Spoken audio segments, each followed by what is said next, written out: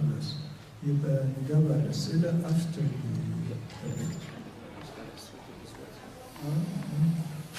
There was a question about that Dr. Nabil said you have to be assertive with the children. So the question is how to be assertive with the children when the children are difficult to deal with them.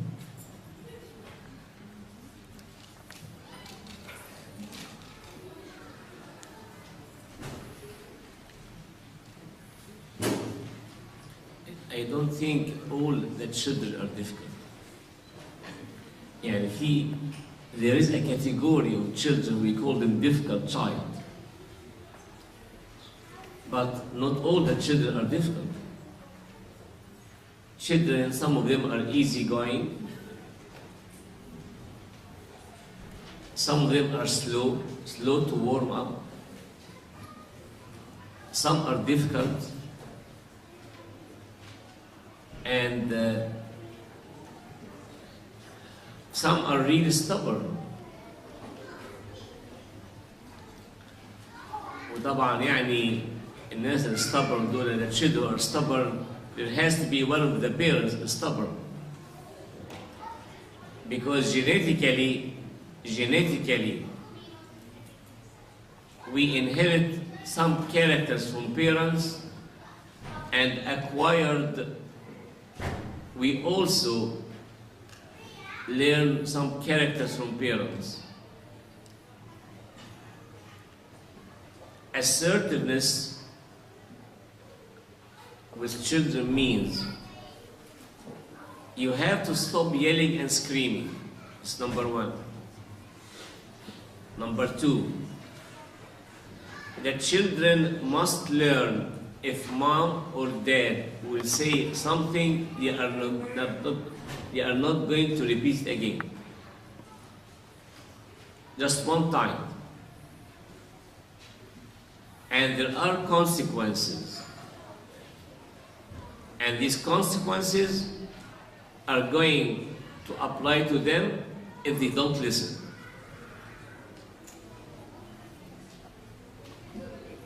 I don't think in the school system the teacher repeats what he wants from the students 3-4 times in order to start doing it. It's one time. So the way I raise my children, I say what I want to them in a very loving way. My voice is not showing that I mean what I'm saying. So if he's playing with whatever game he's playing, and you want to tell him, it's enough. You tell him, Habib is enough. He's ignoring you. He will continue to play. Second time, it's sufficient. كفاية بقى. He's not listening. Third time, I told you it's enough. Then he will off again. Then he knows. After 3 times, he will listen. And he already programmed you. Not you programmed him, he programmed you. That you try with him 2-3 times, then you start yelling and screaming at him. So you start from the beginning telling him, as of today, and you say it this way, not as of today, Habibi, we are going to do, no. You say it, better for you to listen. As of today, when I say something, it's only one time. Do you hear me? It's one time. I'm not going to repeat it again. If you don't listen, there are consequences. And by the way, in our house here, there is no space for someone who doesn't listen. There is no place. So I don't give him that choice to listen or not to listen. I tell him, when I say it, you have to listen and do it. Teachers, they teach in the school this way. They don't give choices. If you don't listen to me, you will go to the principal office. Some kids prefer to leave the class and go to the principal office. That's why they are not going to listen. In any game, any football game, or any game, if I give a choice to the player, he has the right to choose whatever. But in teaching our children, we don't give choices when I am giving them orders or when I am asking them to do something. My voice, my eye contact, features of my face are showing that I mean what I am saying. And be ready to give the consequence, which you already explained to him before, or to her before. So assertiveness means when you speak with them, you use the tone of your voice,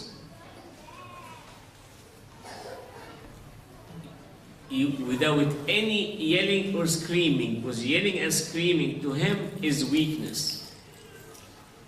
He intimidated you to the extent that you have yelled or screamed, then he is a winner. This is his psychology. You understand that? And by the way,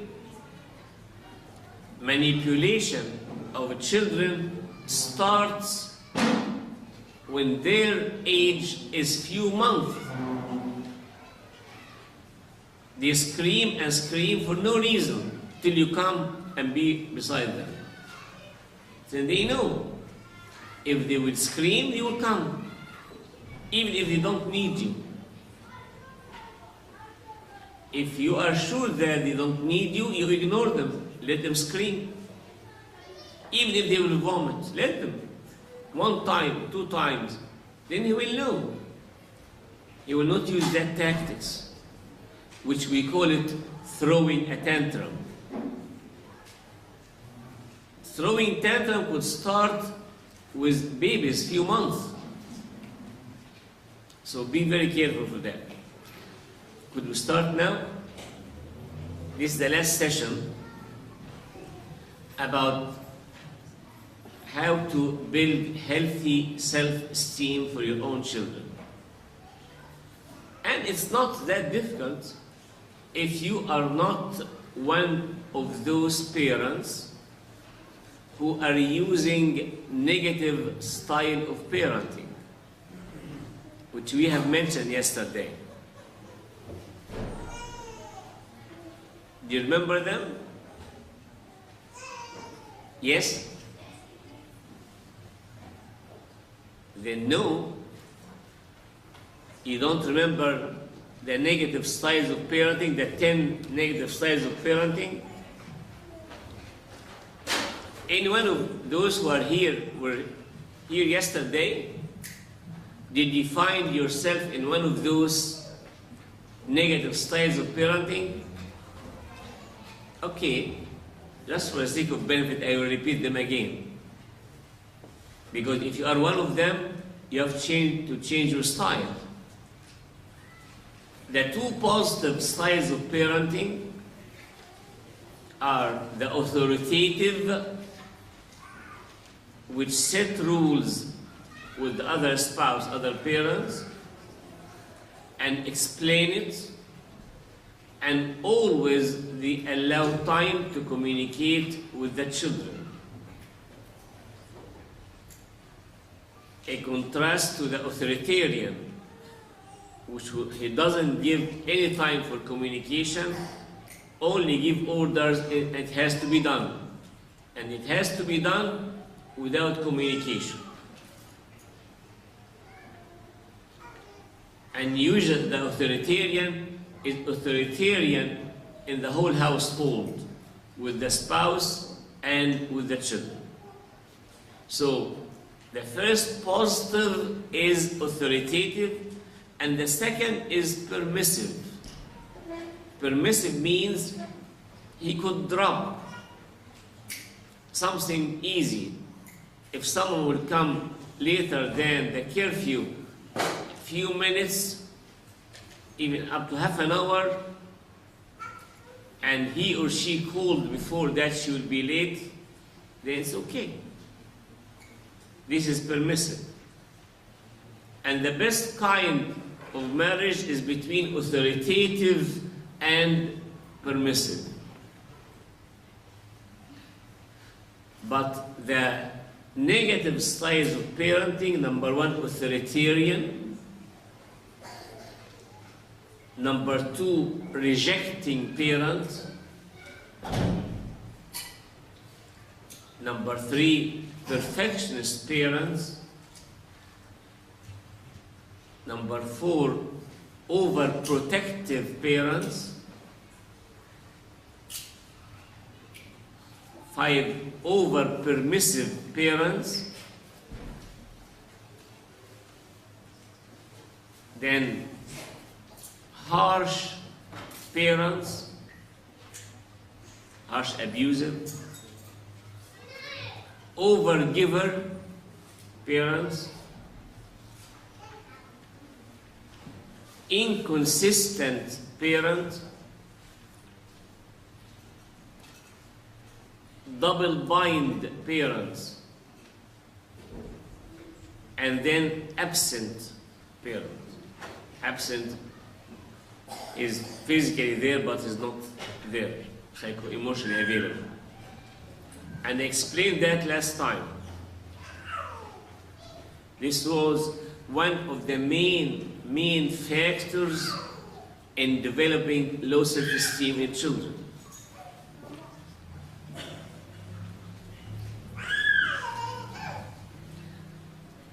Do you understand these types?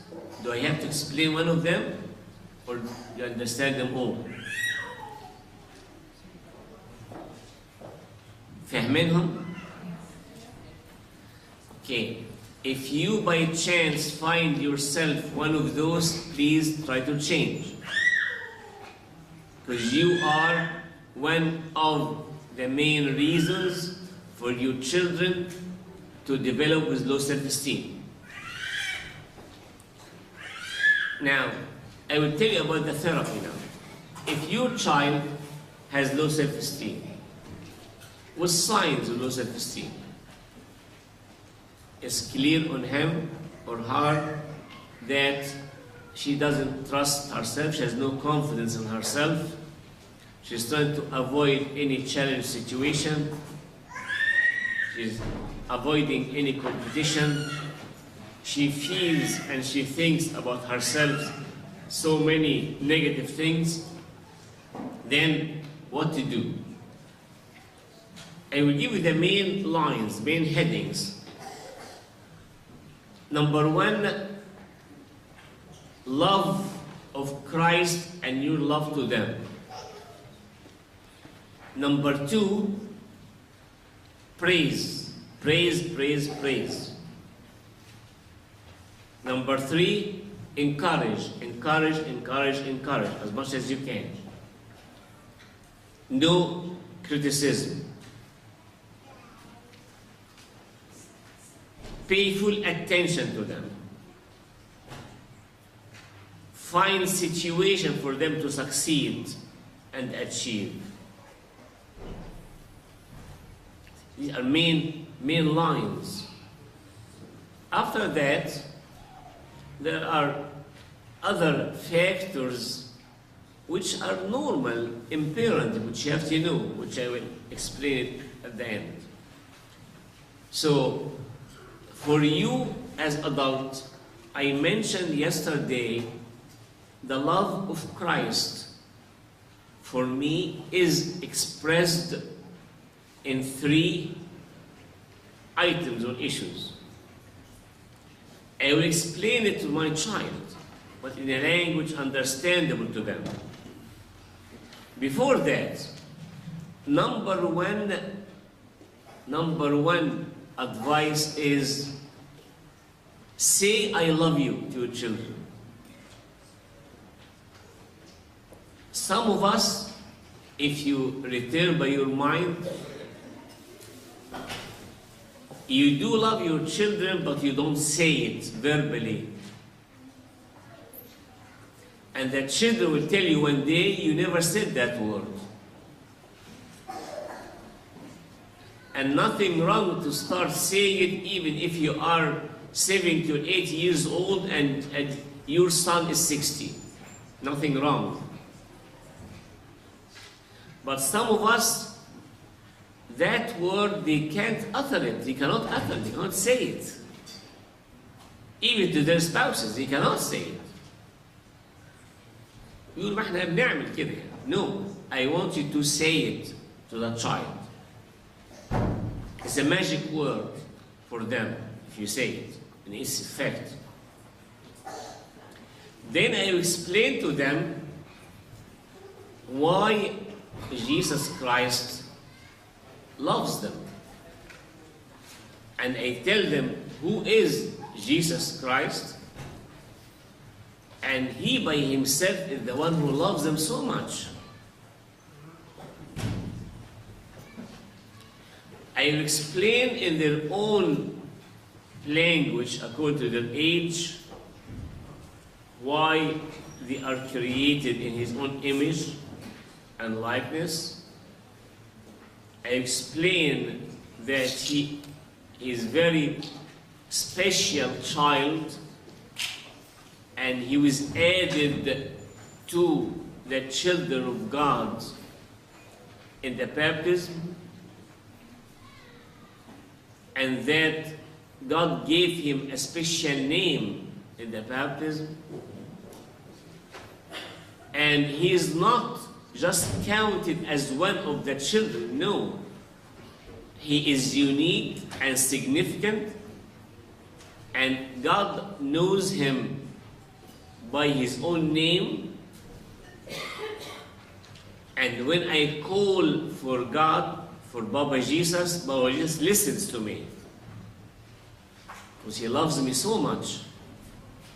Then I explain the third issue, that he wants to give me life, to give you life, and he is the one who planned to get you to our family as a blessing to our family. So he will understand that his presence in the family is a blessing of God to the family. He's a valued member of the family, because God is the one who brought him to the family. And he has given a place for him always between his arms, because Jesus loves the children so much, and he was not pleased when the disciples tried to get them away from him. And he told them, let the children come to me, because he loved them. And he surrounded them by his arms. He hugged them. He put them on his knees, because Papa Jesus loves you by name. And I could get an icon for Jesus with a child.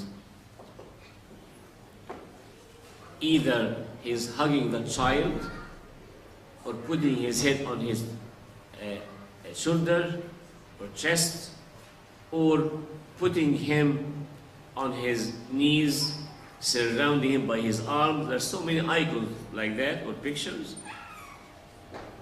And if you know an iconographer, he could write or paint, write for you that icon. Jesus with your particular child, the picture of your child, he will take it and he will paint the icon with him sitting in the lap of Jesus. So we know, when we look, my place is between the arms of my Jesus Christ. So I explained to him these facts, and I always say to him, I love you, since he's young. When kids start to listen, kids start to listen from the first month. They are gathering information, especially about your face, and how do you smell. They know mothers and fathers, their voices, and the voice of the mom from outside the room talking to her baby calms him down. Her presence is very important. And I explained to him how he is so special to Jesus that he assigned certain angel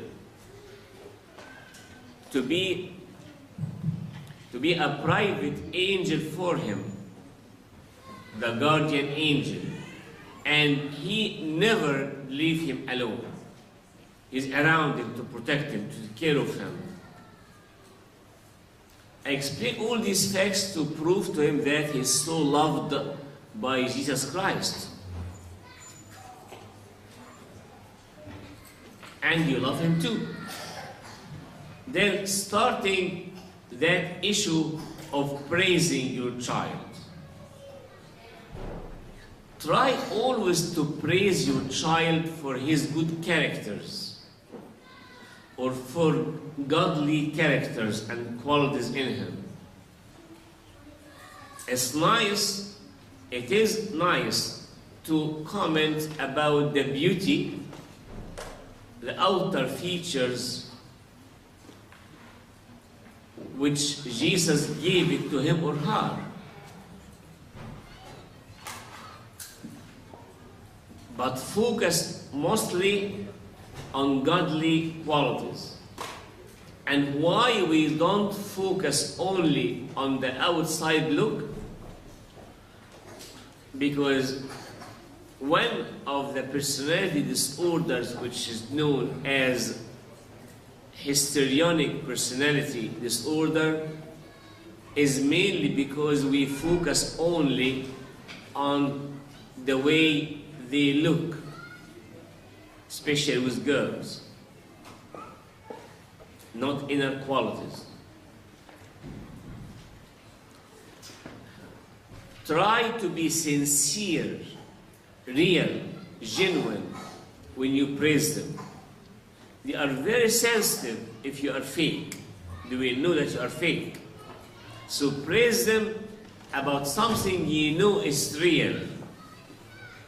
Be sincere in the way you praise, and please praise them in front of others and in privacy, one-on-one.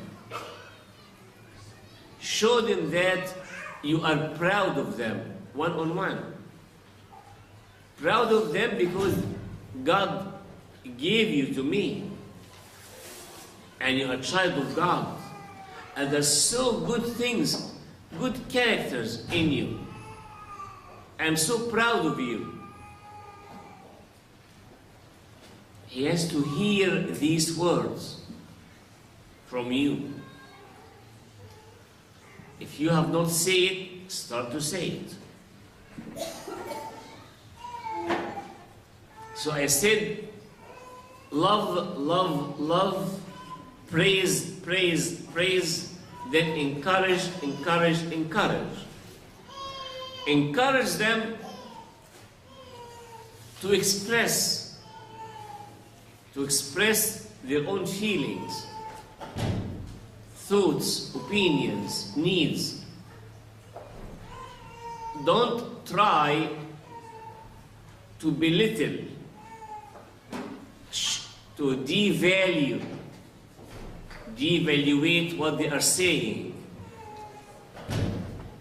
Whatever they are saying, listen to it. Let them freely express their emotions. If they want to cry, let them cry.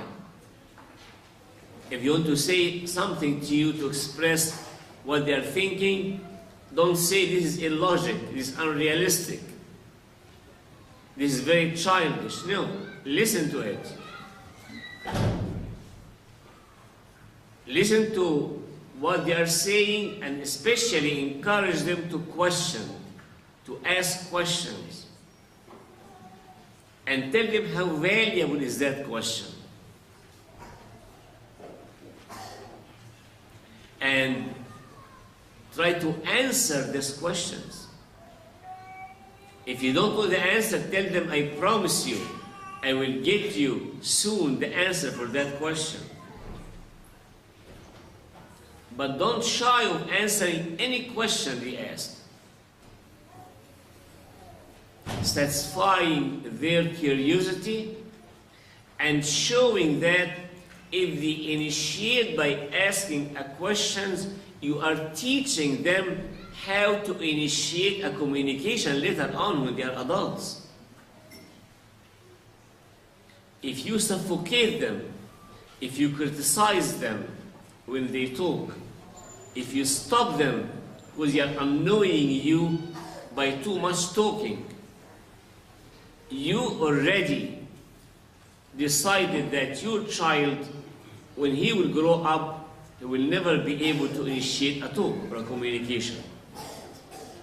He will sit in a meeting, he wants to talk, but he can't. He will be in a board meeting, say in the company, he can't initiate a communication. The more you encourage them to talk with you and show them the value of the question and repeat what they are saying to them with nodding and eye contact, they feel that they are valued. You cannot speak to your children without paying attention to them.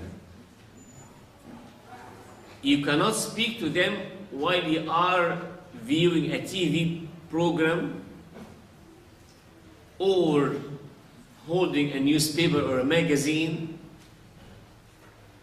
You are faced away from them without any eye contact. They need a smile, an eye contact, and showing the value of what they are saying, and to give them a hug. Why? Because they said a valuable statement. This will encourage them to communicate with you when they are adolescent about very private matters you want to listen to it. Their relationship with their peers, their desires, their sexuality, what they are seeing. You are the one who will open the channels of communication or close it when they were children. And always children will try to test you by saying something about friends when they are young.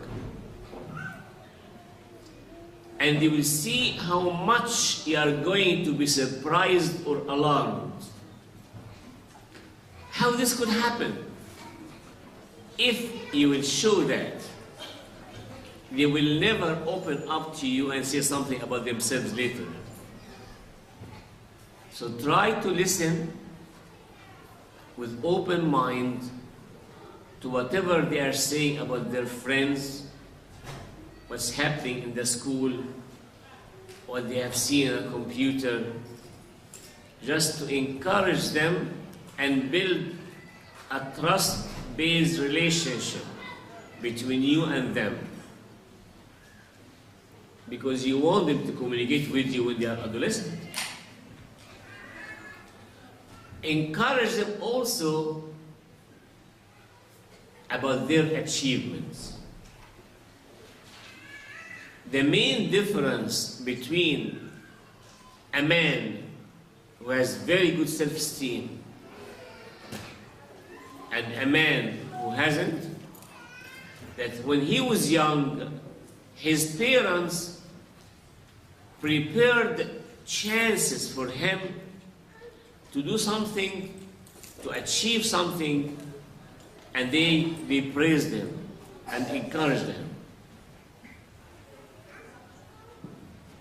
I remember in our times when we were young, this was over 65 years ago, I remember streets also were not that safe. You can't let a boy 4 or 5 years old to go down the apartment building and walk by himself in the street and cross major intersections with buses going to go and reach certain shop to buy something for you and return. Overprotective parents will not ever do that. And especially if that child is so precious to you, the only child or the firstborn. But if you go with your young children to an airport, let them go and read the screen and come and tell you. When you go to a shop, let them talk to the cashier. Let them choose. Ask them, go and get me something. And praise them because it's right, what they got for you. Then after that, send them to talk while you are away, not with them, with others. You are supervising from far away, but you are giving them the chance to develop trust that dad and mom trust me to go and get such and such or deliver a message to such and such person. So you are trying to find chances for them to achieve or to succeed in doing something, whether at home or outside, and you encourage and praise them for that. The more they find chances which establish in them that I am able to do such and such, when they are young children, 4, 5, 6, they are building inside them self-confidence. And when I am sending to do something, I tell them, you are not alone. You know that your guardian angels are with you. Don't hear anything. I am here sitting, you go to that screen in the airport and see the number of the flight and did arrive or not, and they go and they'll come to you. Even these simple things, it builds inside them trust, that you trust them and they can do something. And they could succeed in doing it because you praise them for that. The more these small challenges, you let them go through it and they succeed, the more they trust themselves and they are confident that they can do it. As I told you one time maybe, I know a girl, or I have known a girl, when she was 15 or 16 years old, Her dad is mechanic, car mechanic. He trained her to do whatever. Any maintenance in the car. When she reached 15 and 16, she could take the whole car apart, pieces, and build it again. A girl, 15, I'm not talking about changing the oil, no. The engine itself, the engine, she takes it out and cleans it and knows its parts and puts it again using all the machines, helping her dad, and now she can do it by herself. So it's good to take your child with you to teach them how to mow the lawn,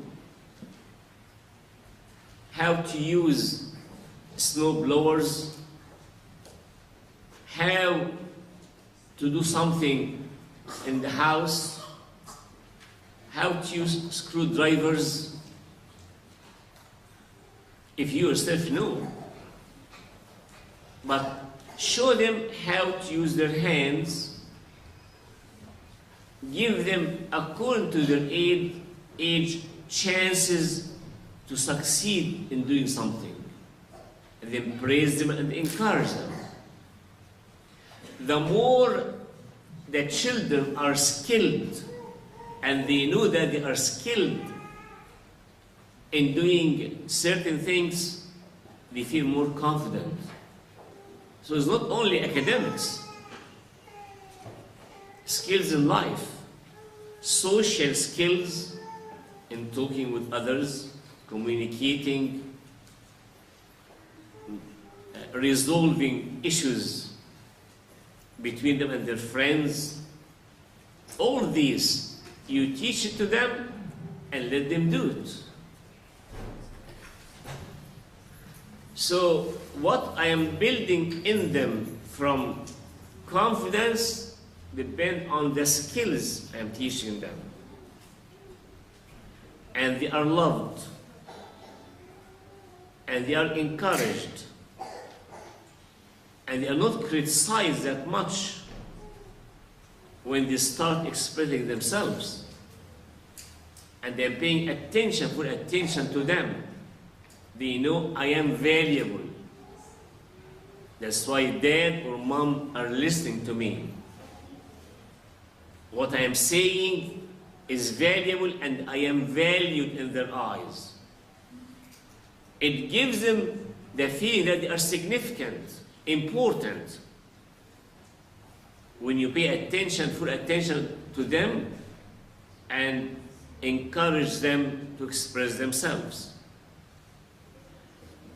Whether they share in choirs or church plays or school activities, it's all important.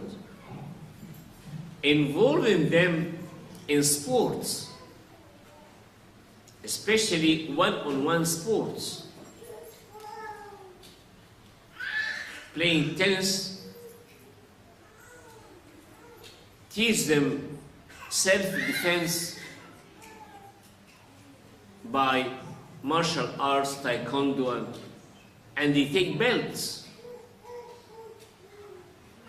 I know very good that my grandchildren, 2 boys of them, at age 7 and 9, they have black belts in taekwondo. How did they get it? 3 or 4 years, every week, 2 or 3 times, they go to train. And look for the Chinese people in the Olympics.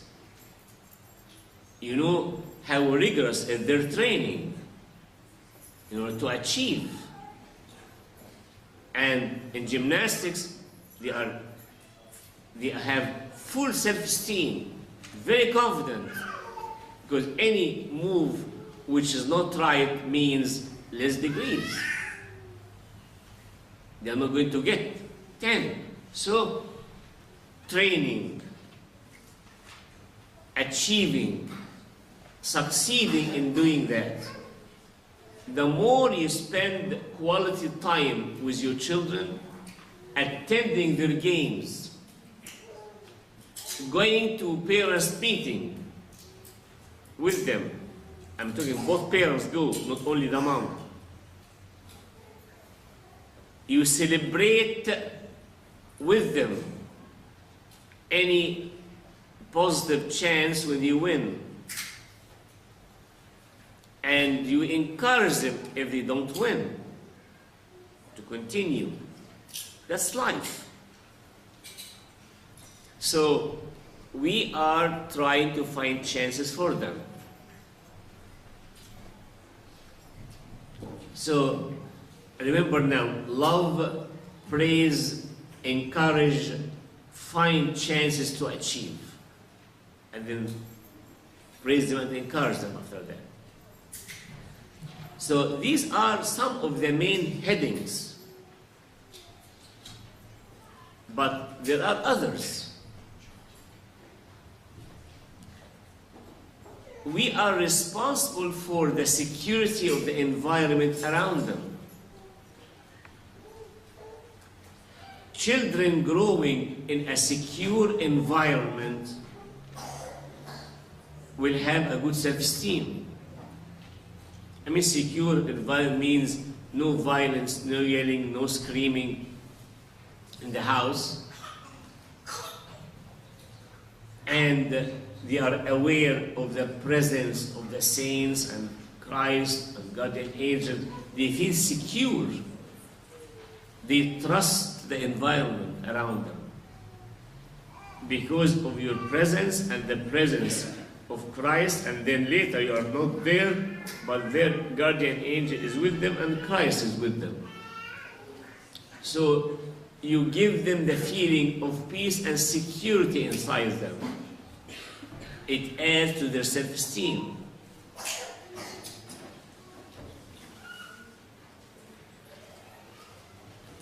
Being involved with them, available and involved with them in quality time, whether playing with them, their training them for certain routines, routine of going to the church for communion, going to shopping, bedtime routine, all these, being with them, training them is important for them, because training means they will learn something, they do it again and again and again till they master it.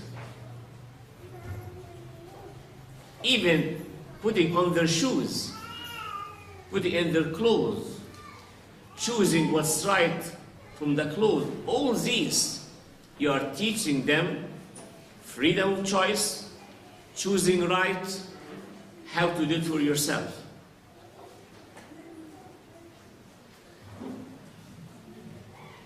If you promise them something, please fulfill it. If you promise your children something, don't play tricks on them. If you promise that you will give them something, you have to do it. Take them away, you have to take them away. And be away from any partiality. Don't discriminate between them and other siblings. Don't favor one on the other. Be careful.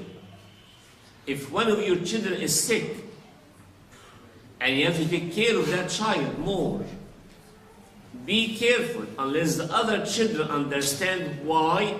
They will think that you favor that child. And it will lower the self-esteem.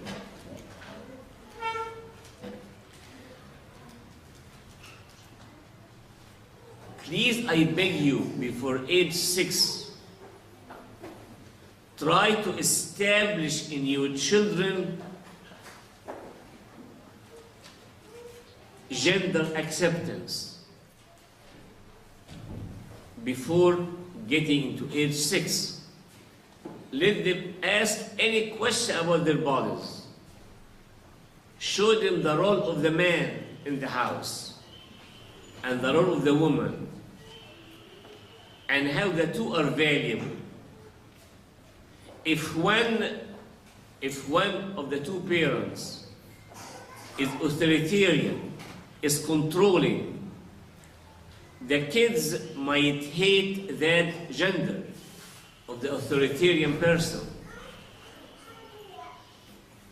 And hating one gender means they might not accept that gender. Be careful. We have to be good examples, good models in front of them, and everyone, mom or dad, are valuable. If I am a girl, I will be treated as a girl. I will not be a tomboy because dad wants me to be a boy, or he preferred to be a boy. Or if I tried to be a boy, nobody told me, no, you are a girl. The same applies to boys. There's girlish stuff, I don't do it.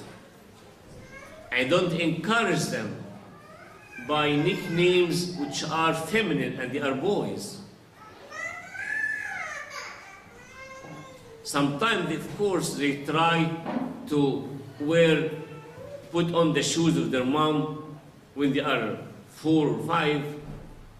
You tell them, decently, no. This is for women. You are a boy, you'll be a man like your dad. So, be careful in that area. Because if their esteem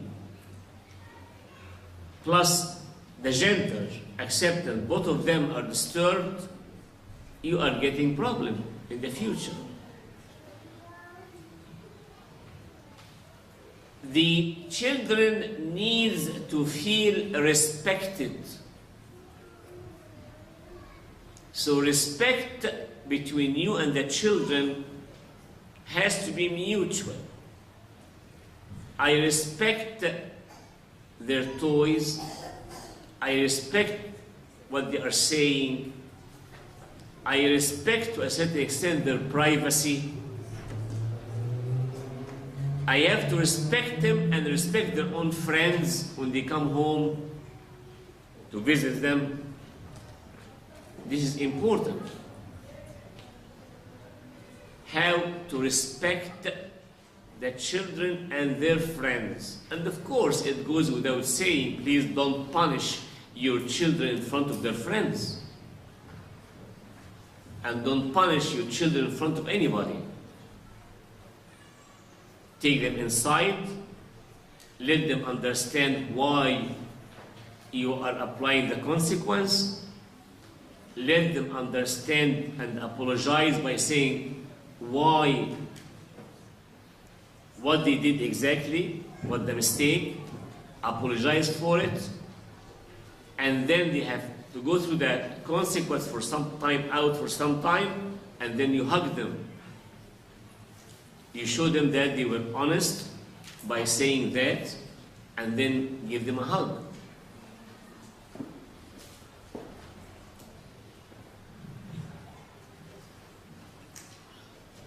We are still building the healthy self-esteem of our children. I did not get at all into the spiritual part yet.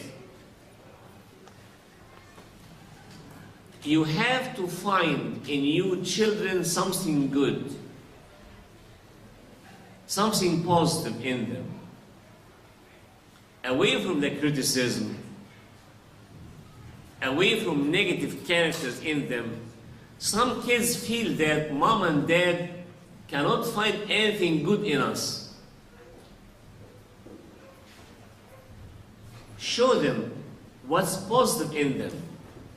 And if anything negative, explain it to them. Also, Structured environment is important, which means rules. For every house, there has to be rules. The rules, if a child grows self-disciplined, he knows what to be done at a certain time. He knows what's meant by study habits. If he starts something, he will finish it in time. He's self-disciplined. We call him ruly, which means he follows the rules. This is a structured environment around him. If he will work in any company later on or in government, he will follow the rules. But with ability to initiate a talk and communicate and has self-esteem and trusting himself because of what you have done.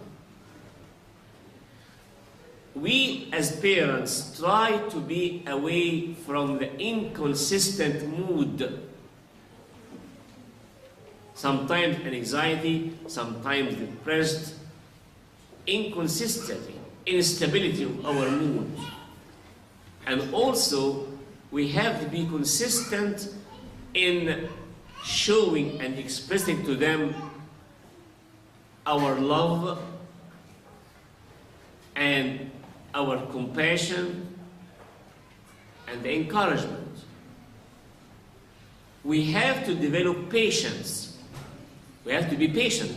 We have to develop patience in the process of training our children. And some children will get you not, especially those who are very difficult children. A strong-willed child, although they are going to be leaders, but they need patience. And they need prayer too, for their sake. So we try to set for them rules, and at the same time, we surround them with love, praise, encouragement, and no criticism. Finally, we are responsible for the spiritual growth of our children, which means introducing them to facts of faith according to their age. And the most important fact that Jesus loves me. And Jesus is available to me. With all his powers and angels, they listen to me when I pray. So I have to pray with them and read the Bible with them and show them heaven, all heaven are listening.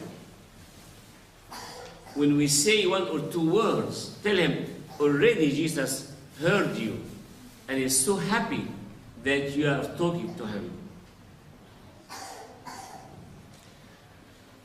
Dad and mom are good models, not only in the church, but outside the church, home, and with others. They are looking to us as examples and models. We are responsible to raise them understanding what is belonging. Belonging to Christ as the children to the Coptic Orthodox Church, member of the family, valuable member of the family, so he belongs to the family, and belonging to the country. He has to respect his country, which has his earthly citizenship from it. I don't talk bad in front of him about clergy in the church, friends. They are so sensitive, their ears are so sensitive to hypocrisy. When you see me or listen to me saying something bad, and after 1 hour I am hugging that person. or talking with him over the phone. So I have to be careful. Don't instill in their life negativity, because they are sensitive to whatever negative.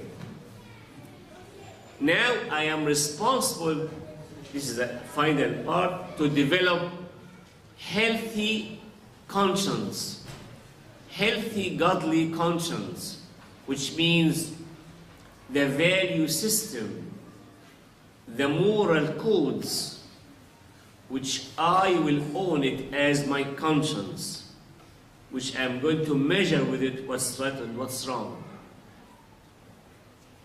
I gave you these lists. I'm sure you are doing so many of this. If you are not doing one, please take care, try to apply it. If you are doing all of it, continue. If you are not doing any of it, God bless you. One day maybe you'll be able to do it. But be sure that as a parent, you are the connection between them and heaven. And you are the main reason for them to develop with a healthy personality or a disordered personality. God bless you.